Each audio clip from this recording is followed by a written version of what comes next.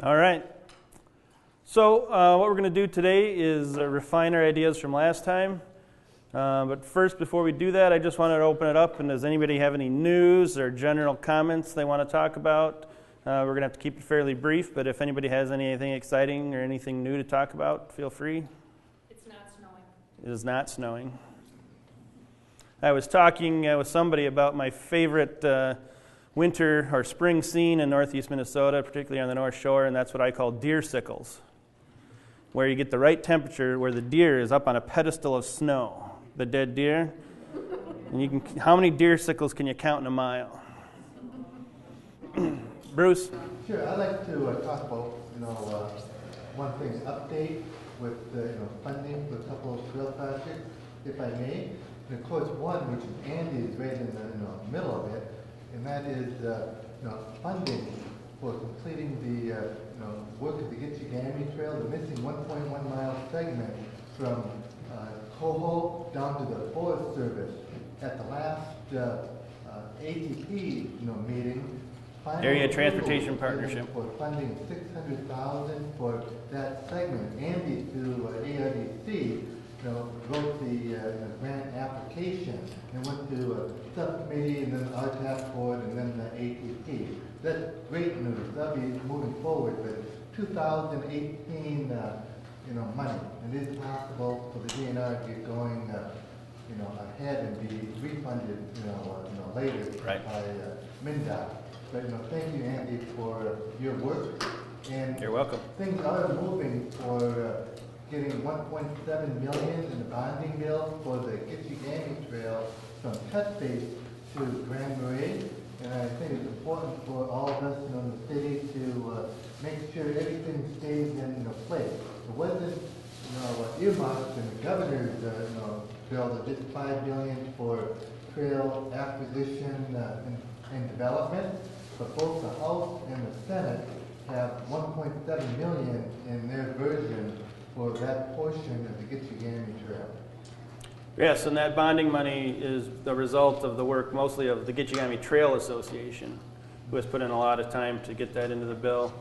I'm sure many of you know Mark Sandbo from Grand Marais here. He's the current president of the Gitchigami Trail Association. And I'm sure the county and folks have been behind that effort as well. Right, so yeah, we got 1.1 miles in Tofte or through Tofte, and then the section here looks like we could get some funding for that too, going out of town. So that's really good news. Any other news items or anything of note? Other than you can see your sidewalk going out your back to your house. All right. So now we're going to go into the exercise, am I right?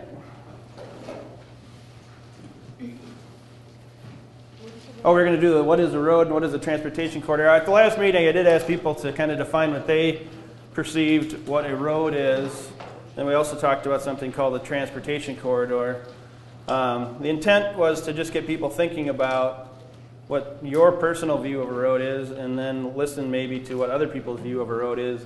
We're not intending to come up with one definition of a road. The intent was just to get people thinking. So do people have comments on that, what they think a road is, or how you would define it?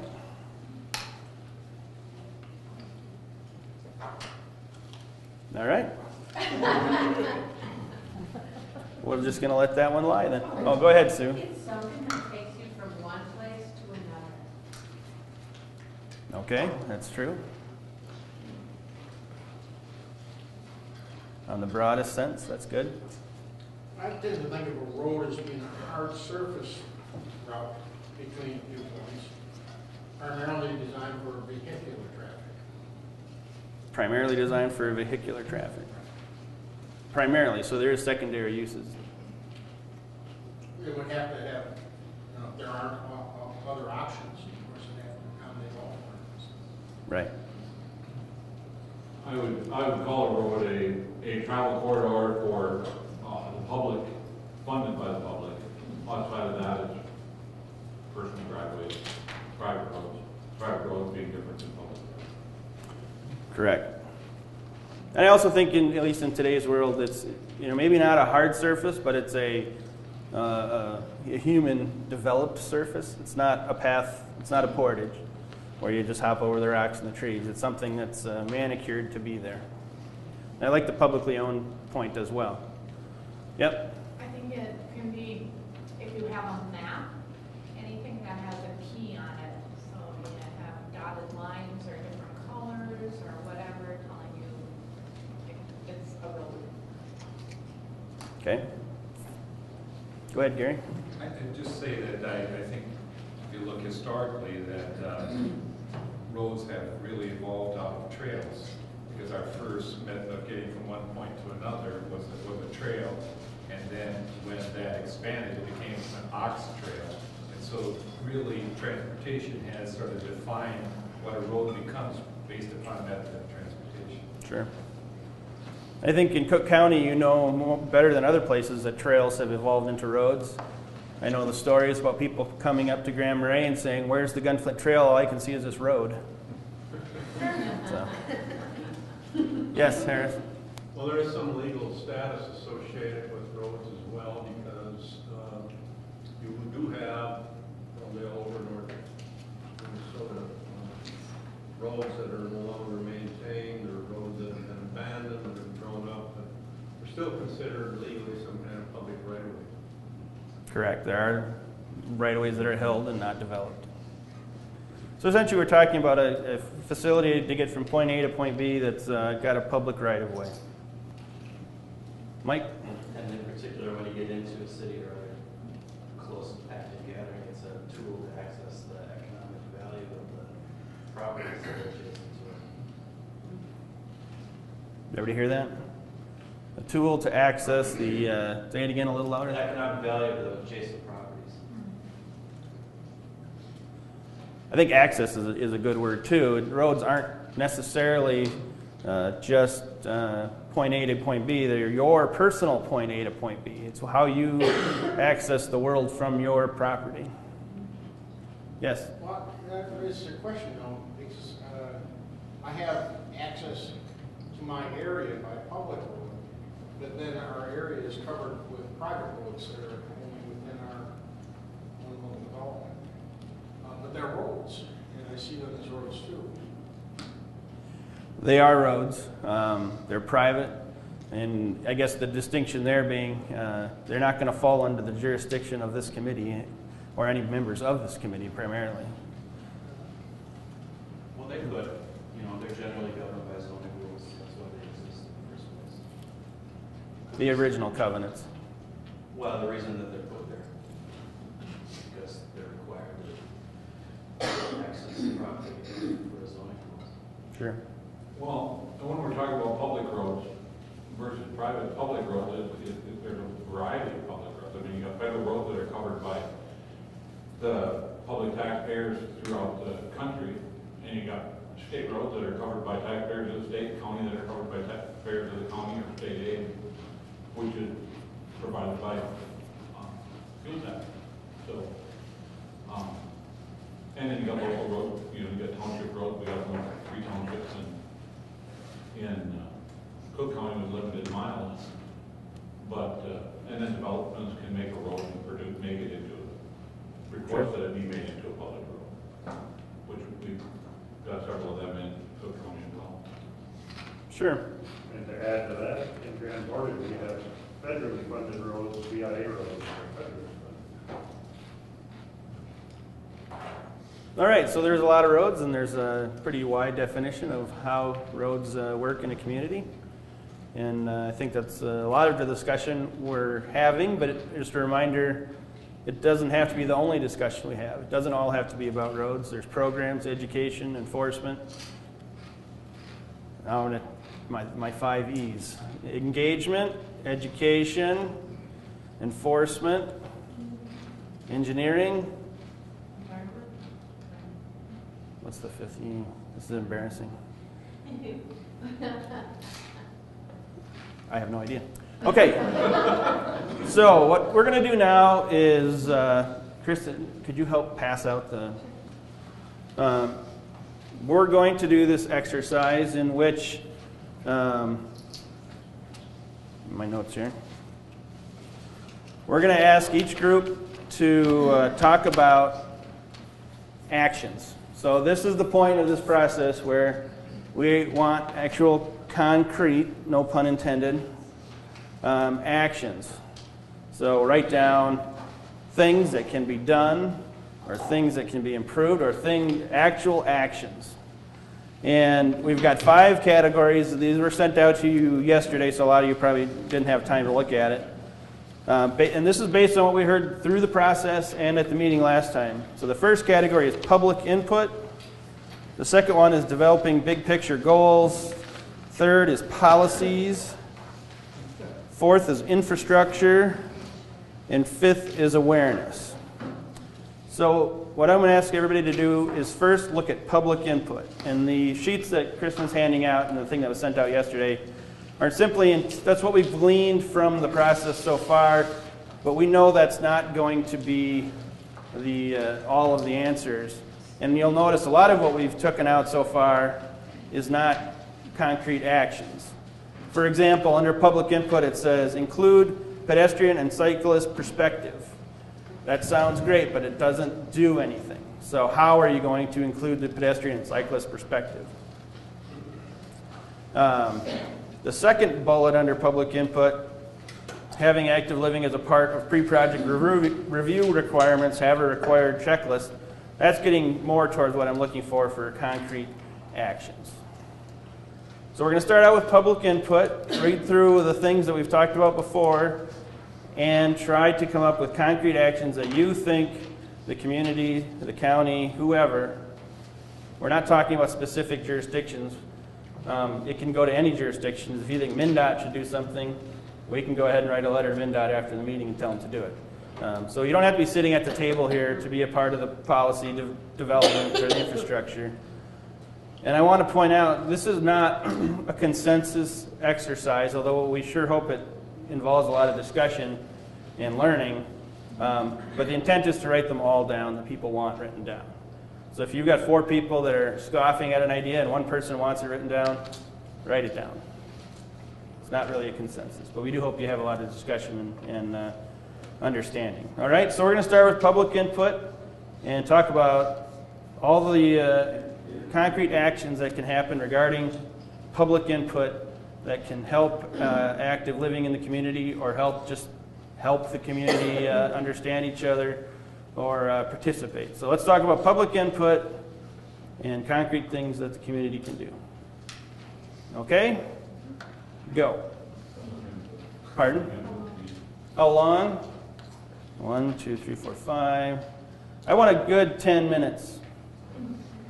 On public input. Yep.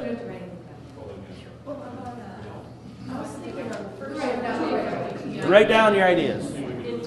And try to discuss your ideas pretty fully before you write them down so that you're not scratching them out. Should I get on that side? Just so you know. So if you've got stuff from MnDOT. Well, I was thinking about this first one, and if we had this, a central coordinator. Okay, everybody. Let's wrap that up.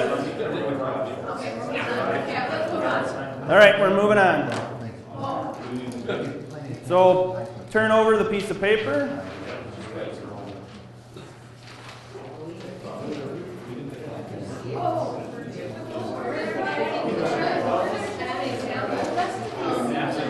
All right, when you turn over the piece of paper, we're not going to do big picture goals next. We're going to do policies next.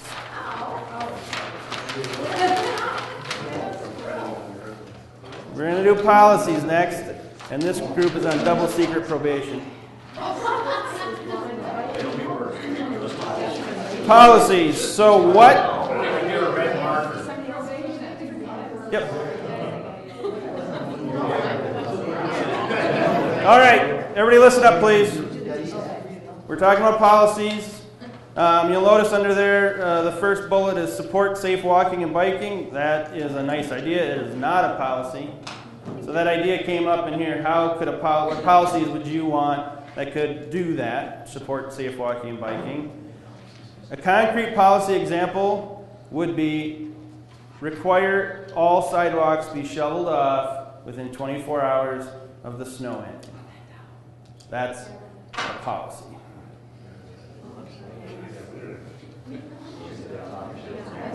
All right? If I had a sidewalk, I would shovel it. Can I have a second one? Can I have a second? Well, let's let you buy it. And there, you'll notice in the policy bullet points, there's a wide variation in different levels, and people could talk about those things now. All right, let's talk policies then. Thank you. You've got 10 minutes.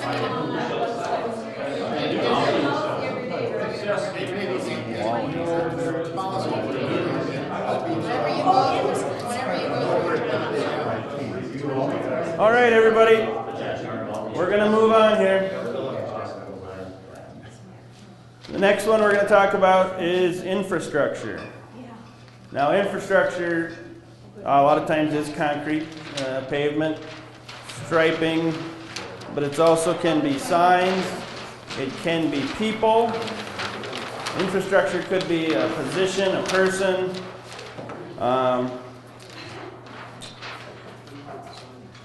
It could be programs as well. These are things that aren't policies, but they're programs, things that happen, things that occur. And these are primarily going to be incentives for active living, encouragement, enforcement, that type of thing. So let's spend some time on infrastructure, and you can get down to the nitty-gritty of exact projects you want to see, or you can talk about bigger picture infrastructure ideas as well. All right? Infrastructure.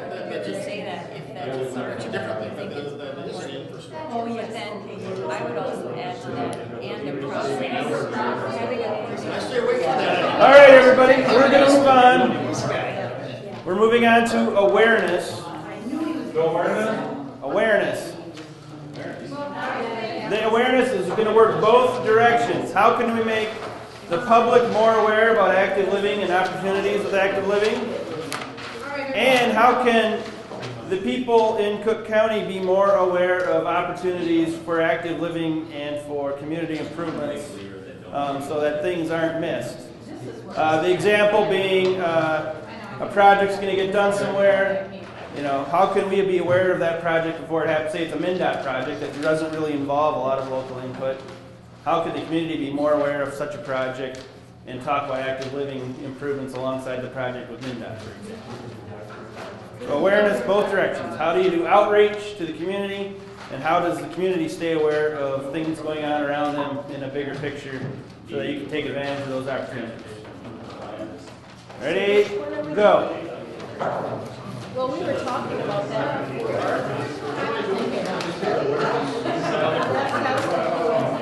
Now we're going to move on to the big picture, goals. We're going to do this one a little differently.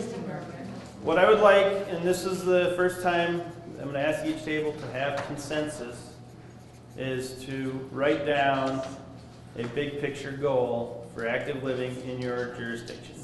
Just one? One. I would maybe it's not even a goal. Maybe it's a vision statement for active living in Cook County, in Grand Portage. This is more fuzzy and fun. Think about what you can agree on for a vision statement. And then, when you've got your vision statement set, you can go back through your other discussion items and talk about, does this fit our vision? How does this help our vision? And you can also add below your vision statement any additional things you want to write down to support your vision statement that's going to help achieve the vision. So you can talk about your existing things written down, how does that help the vision? And if you have to come up with new ideas to support your vision or to achieve your vision, write those down as well. Okay? So you want to come up with a vision statement for active living in your community, and then any action steps that haven't been written down already that can help achieve that vision. Okay? We're going to take a little longer with this one. We're going to take probably 15 to 20 minutes.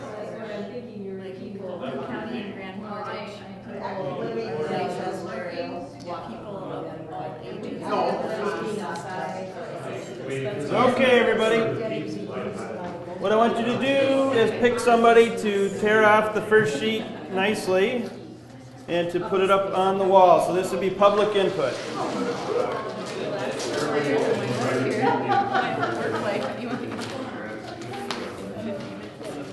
All right, we've got our 4 units up here. I'm going to go through them real quickly, and then I will open it up for any comments or concerns about any of these ideas.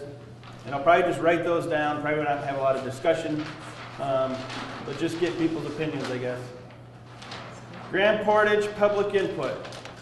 Survey, meetings with an open community, include active living as a component of decision-making process. Include active living as part of your regular transportation plan, is that what I'm saying? Okay. Regular reviews of transportation plan. Inclusion of a safety component. Direct mailings, bulletin board, WTIP outreach for input. Any comments, any expounding? That's not a word, is it all? Expansion. Expansion. Do you have any expansion?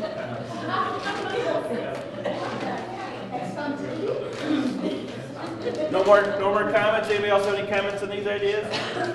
All right, we're moving on. Public input, this is the West End. Gather input from groups when active living goals are set and before policies are set. These groups include Senior Lunch Group, Birch Grove School, townships, Gitchigami Trail Association, biking groups, business employees, business owners, and disabled advocates. Disability advocates, I'm assuming. Not all advocates are equal.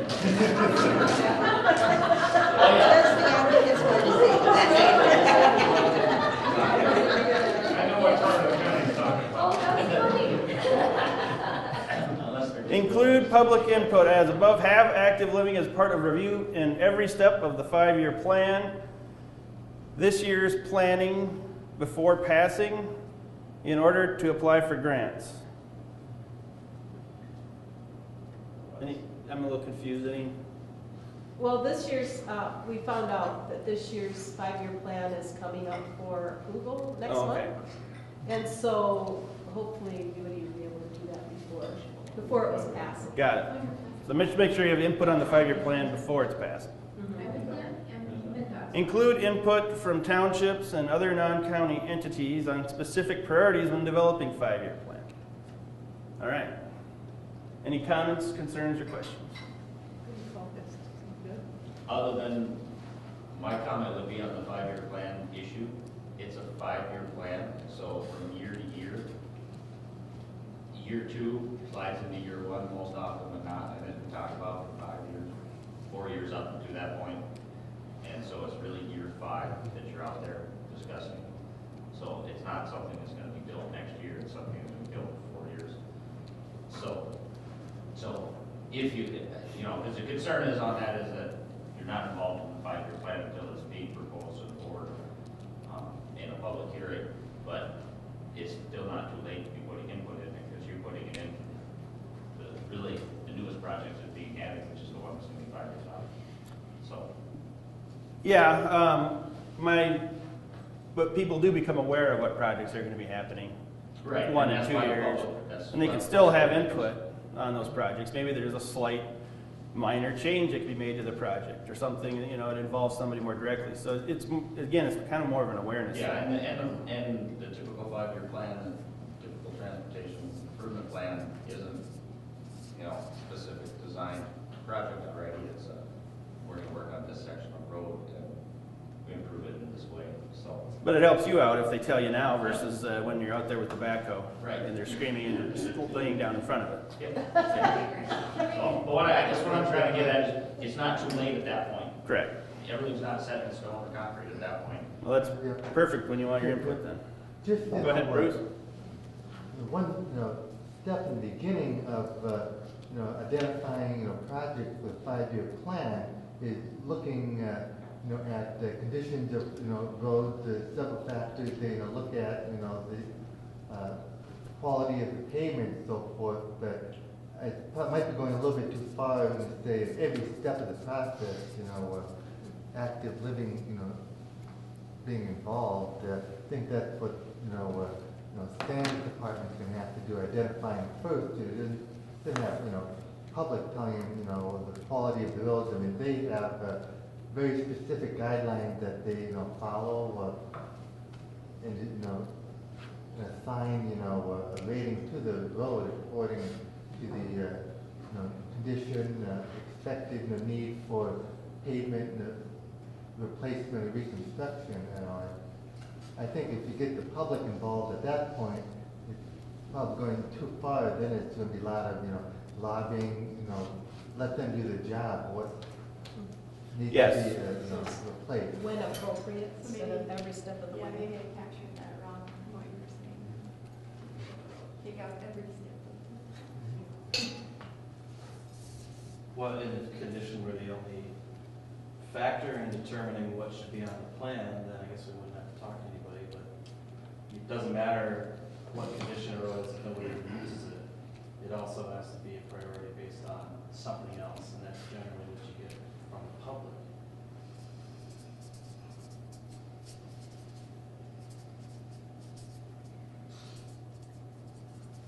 And I'd say we also want to get input from the public on condition issues too.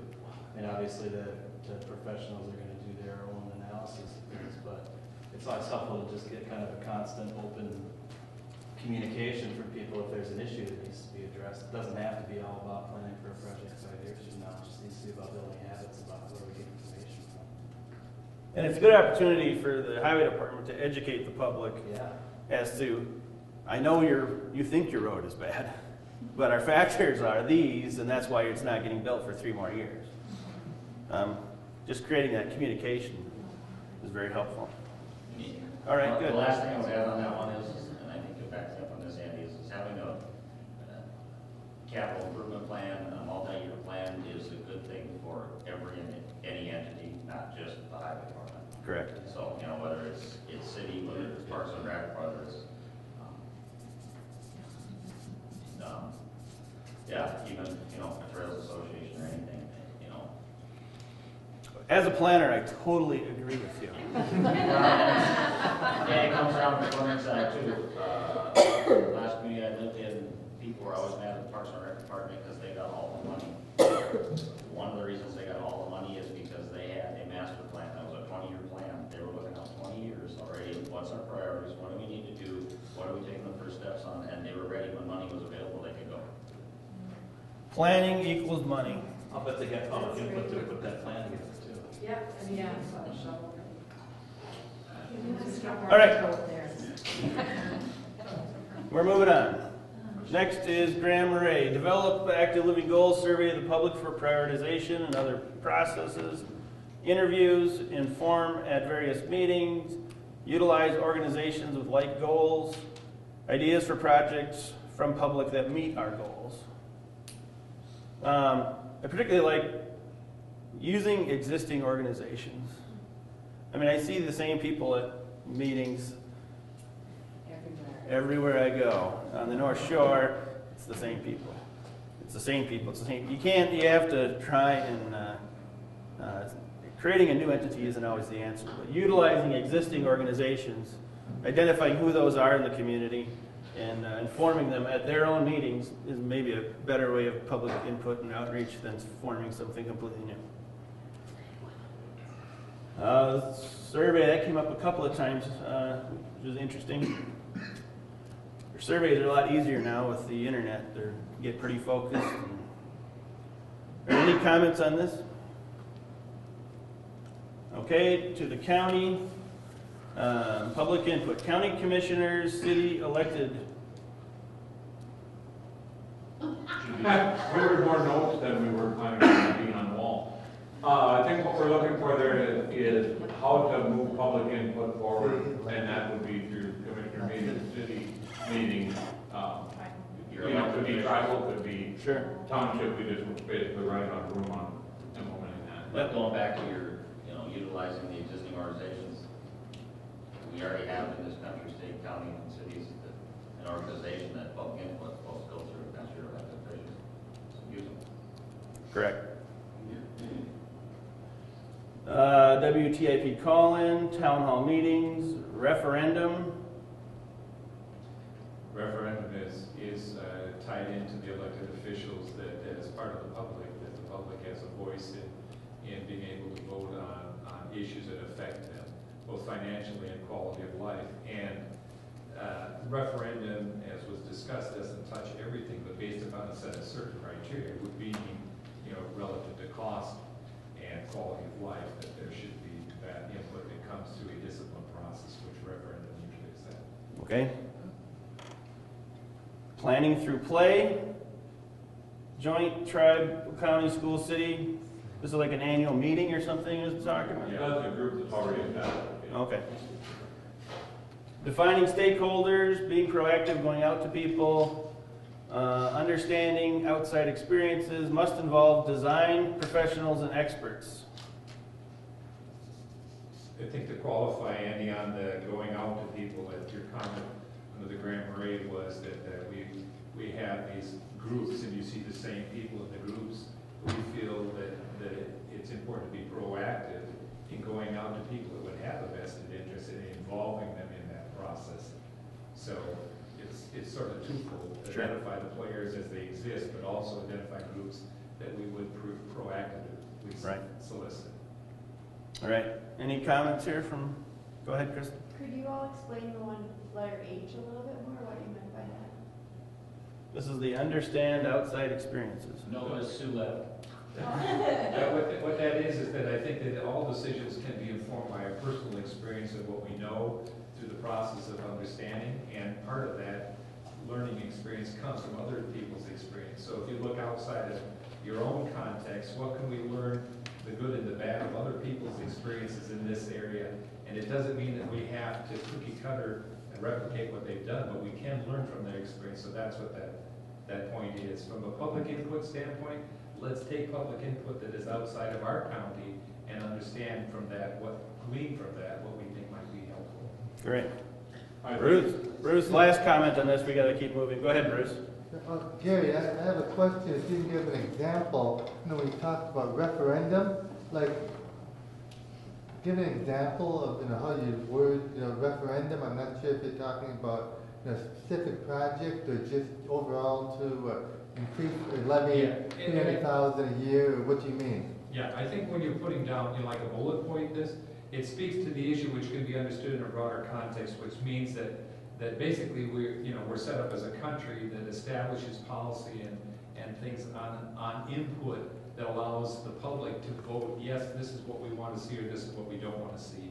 And so referendums represent that inclusivity in everybody's voice contributing to what we choose to do with our money, and again, what affects our quality of life. We as a committee weren't thinking a specific referendum, if that's what you were thinking. No, I'm just We were wondering, thinking more what are you about the big thinking? picture, It's that a concept. if it comes to that point, we are looking at that all-inclusiveness for input. Okay, I'm going to keep going. Everybody needs to put their next sheets up real quick.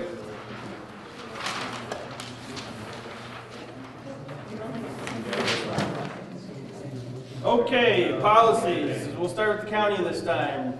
Require all sidewalks be shoveled by owner, question mark. Sidewalk maintenance, paid to play, public referendum. Pre-project review checklists, active living template, open input to all users or interests. Policy that returns to expert, C, public input. That's the outside expertise. And G, a trails task force. Any comments there? What do you mean, pay to play? Pay to play, I think it comes from, whether or not outside entities should have say in Grand Marais. We have elected officials, the people who live in Grand Marais, and now we've got outside entities putting in wanting sidewalks per se, and then the homeowner could assess for a sidewalk that they never wanted any part of. If it's going to be sidewalks that are pushed by a group, there should be a way to fund that without it going to the homeowners. Okay. What is that? I also took it a little differently in pay to play, meaning if you want to build a trail, maybe the user should help pay for it. Well, Same thing. that's a broader context, but that's exactly right, and I'm the one that, Okay. suggested it just, that needs to be part of what we look at. Sure, absolutely. We don't want to forget that language. Very good. Has there ever been an example of a sidewalk where homeowners are assessed for that in Cook County? Oh, yeah. Specifically? We did, Where? Yeah, well, you guys would know. Isn't it the road that went straight down from the community center? They redid all of that? We didn't assess the sidewalks. We paid for them with property tax dollars. I've been assessed for sidewalks in Duluth. Yeah, there's lots of places they are. I don't know the sidewalks across from my house, the county in front of it, but if there was one in front of my house, I certainly wouldn't want to pay for it. Yeah, I think it's a great point. Even if we've already been doing it, it's good to keep it on the list. What does F mean? Policy that returns to expert, see public input. That pertains to the fact that you can have all the public input in the world, but if the people that are the experts in the field don't qualify that information under a basis, and you'll see it later, of what we can do under rule of law and under affordability and under prioritization, those other things. So what that's simply saying is the people that have knowledge specific in that area, because that's what they've been trained for, they need to take all of that input and process it in the context of what's doable. Correct. We actually had the same criteria in public input, and that whole goal was to not go around and get input on pie in the sky, but to actually, if we're looking at doing something, is it possible in the first place? Then if it is, it's not pie in the sky, now people can have Sure. real input. Okay, I'm moving on. Shovel sidewalks within 24 hours of snowfall, enforcement of pedestrian right-of-way and crosswalks, have an active living checklist before doing projects. A 20 or 25 mile an hour speed limit on 61 from 8th Avenue West to County Road 12, the new Gunflint Trail. Seasonal stoplights at 61 and 5th. No cars south of 61 in downtown. Now we're getting there. Sidewalks and bike lanes on Highway 61 in Grand Marais, not necessarily concrete, just friendly materials. Annual review of capital improvement plans by elected officials with public input, that is significant. Shrink Highway 61 to a pedestrian-friendly roadway through Grand Marais. Recognize all roadways as multimodal. Anything jump out at anybody? I hope they get some friends that did that. I was gonna say that. Our friend is here last time. I understand this exercise was a brainstorming exercise, so I'm not criticizing anyone else. I think there's a lot of those things that just aren't legally possible or feasible. So that just goes back to the whole having design professionals. Right. Professionals with it. Don't take that as criticism of any one of those ideas. I'm just putting it Oh, out. I think we all agree with that. We do, but not at 100%, because, if we just follow the rules as we understand them, then a lot of times we miss an opportunity to do something that seems like pie in the sky or outside the box, that actually it is possible, even though we've been told it's not, or everybody assumes it's not. And I think that most of those things are possible if we're willing to pay the price for them. I once had a project up in International Falls, and they wanted an archway over the highway. And so we talked them into that, and they said, absolutely not, no way, no how. Then the very next day, I drove through Grand Rapids, and there was an archway getting built over the highway. Exactly. So, yeah. We'll But I determine what's understand what you're possible and what isn't. Doesn't mean that if you have a pie in the sky idea that you just dismiss it immediately either. Yeah, and it's not necessarily things that are difficult, I mean, I've dealt with that with federal agencies. The FAA has told us before, this runway will never be lengthened, period. That's not a rule, that's not a law, that's their opinion. That's different. Harris, one more question? Well, that's not really a question, just a comment is that, I'd like to know what the difference is between 20-year out planning and pie in the sky. There you go. That is One person's plan is another person's pie in the sky. I think that's very subjective. I think we're gonna bring pie next meeting. Isn't a lot of requests for Just that? for fun. Bring it down to earth. All right, I'm going to move on. Policies in the West End. Gather active living input before policy change or projects. Then trial or pilot potential policy change. That's interesting. Then evaluate and determine whether or not to proceed with policy change. Different policy requirements for overlay versus reconstruction. We want policies that require public input, but also allow flexibility for hardship or unintended consequences. Transportation infrastructure, parking areas.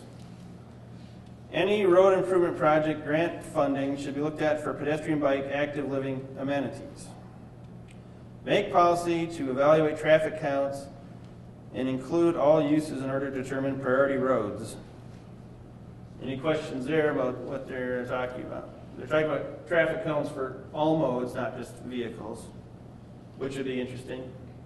What is overlay versus reconstruction? What is overlay? This is talking about an actual road reconstruction project. So if you just lay more pavement over the top, or just a layer of pavement, that's an overlay. If you completely tear the road out and regrade it and start over, that's a reconstruction. Then there's some stuff in between there too. You've got your mill and overlay. Too much knowledge. Policies for Grand Portage: clean debris off shoulders. Identify bike ped conflict zones and signage. Review current speed zones. That's a good one. Establish point of contact for concerns. Any questions there? All right, let's get the next ones up. Okay, infrastructure. Clearly marked crossing. This is Grand Portage. Rest locations for bike ped. Points of interest. Bike ped vests. Safety vests? Right. Okay. New trail in progress. Wide shoulders. Self-insurance for health and self-insurance incentive for health. Continue design. Any additions, Harris? Well, the self-insurance incentive just means that Grand Portage is self-insured, so that is an incentive for better health and economic improvement. Great, good one. This rest location for bike peds, I'm hearing more and more about bike-oriented, these are primarily on the paved trails off-road, doing more rest areas, benches and things for bikers. Okay, infrastructure on the west end, central active living coordinator, who at least on an annual basis would go to the townships to gather ideas and concerns and to share upcoming activities and projects. This person would also go to other stakeholder groups and local elected boards and Grand Portage. Clear endorsed process for public input to be used and communicated to elected boards. Work in partnership with transportation departments. Wide shoulder for priority paved county roads. ID where signage is needed. Bike trail, children present. Create inventory of local active living events every year, city or county. Oh boy, multiple entities. There we go. West End or county has equipment to clear the Gitchami Trail in winter. Implement design projects and community planning processes. Highway 61 crossings need to be safer and slower speeds in populated areas. Questions there? Okay. Grand Marais, shrink Highway 61 to 2 lanes with sidewalks and bike lanes and boulevards with trees. Improved aesthetic and pedestrian safety access. Smaller for less MnDOT maintenance and cost to the public. Glorious public restrooms. Downtown Grand Marais.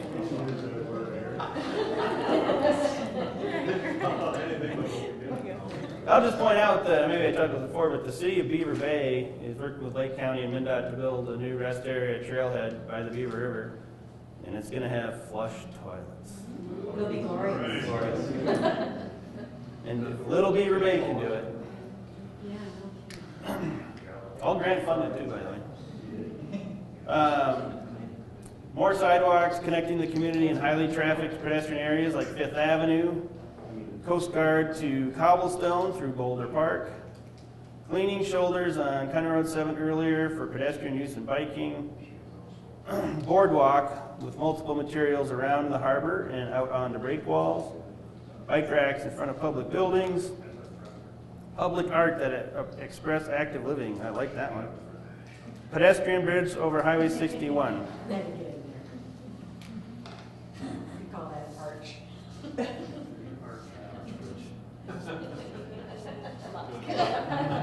All right.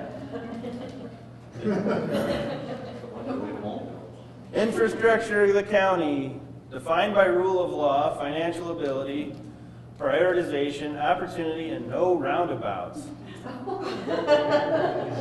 No roundabouts, they're my favorite. They're also incredibly dangerous for pedestrians and bikes. You don't have to be. You just gotta get pretty big. Besides which, we don't have any intersections. We got a lot of those in North Dakota, do they? Wisconsin's full of them. Yeah. Twin Cities.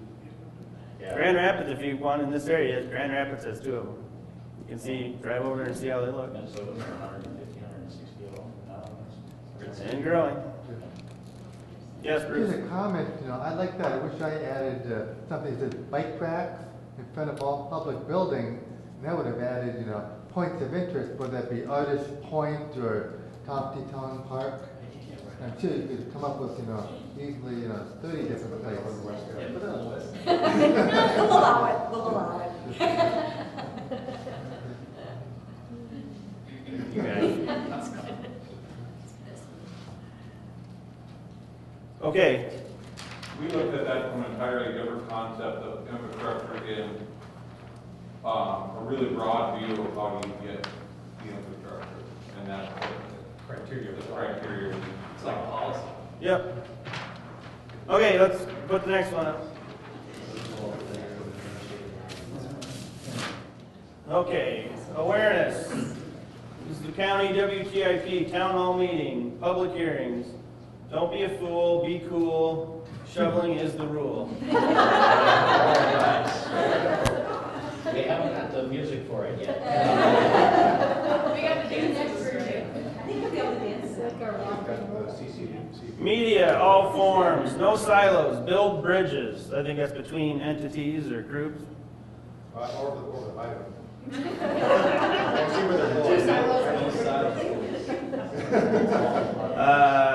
Synergy.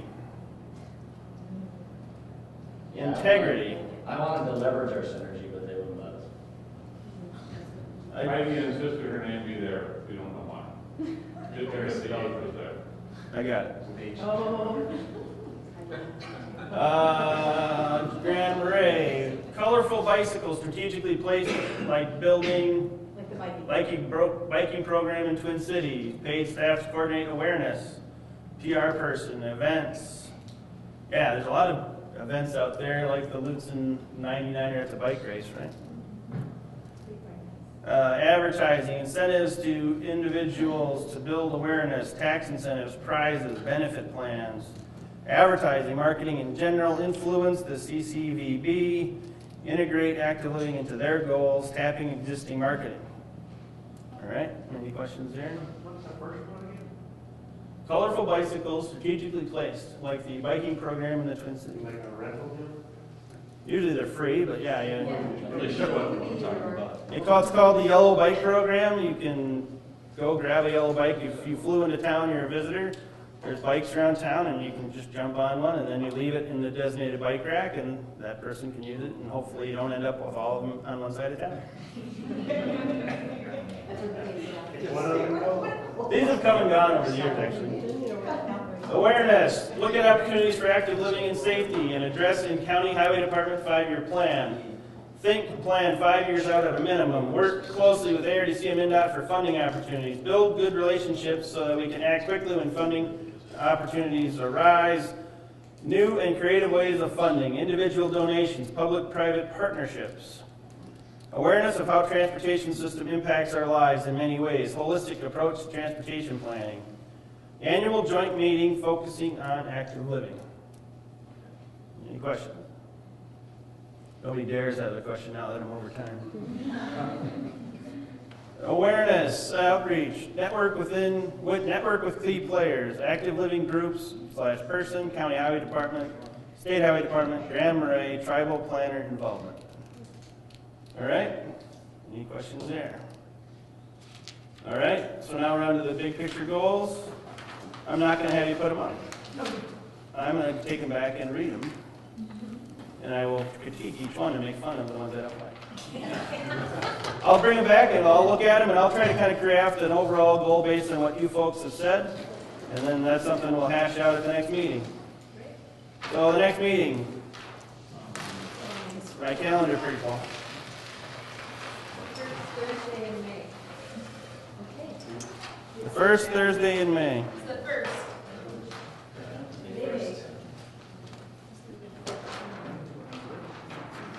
May 1st, Thursday at 11. And everybody can sign up to move it in May. Right, Kristen? All right, May 1st, 11 a.m., this location, unless you hear from us. What was the announcement, Patty? Everybody can sign up for Move It in May, that day. All right, thanks, everybody.